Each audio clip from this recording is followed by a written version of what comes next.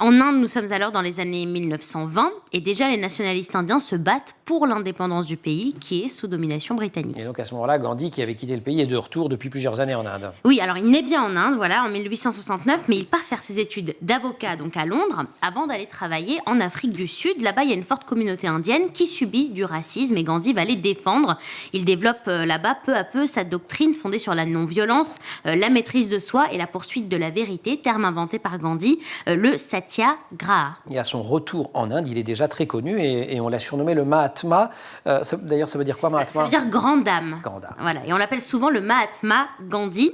Mais oui, on l'accueille en héros et il devient le chef de file de ceux qui demandent l'indépendance de l'Inde. En 1921, il devient le dirigeant exécutif du Parti du Congrès et à ce moment-là, la lutte s'intensifie.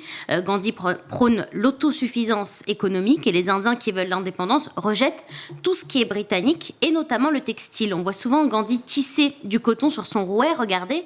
En fait, il en fait un symbole de la résistance aux Britanniques. Le tissage de vêtements traditionnels doit remplacer l'importation du textile britannique. Et ce qu'on apprend à l'école et par la suite d'ailleurs, c'est que cette rébellion du peuple indien qui va s'étendre se fait par la désobéissance passive et collective. Voilà, c'est-à-dire que le peuple refuse collectivement de se soumettre à des lois qu'il juge injustes. Le problème, c'est que cela mène à des affrontements mortels entre Indiens et Britanniques. Et à chaque fois, Gandhi réplique en jeûnant, par exemple, toujours avec cette conviction d'arriver à ses fins d'une manière non violente.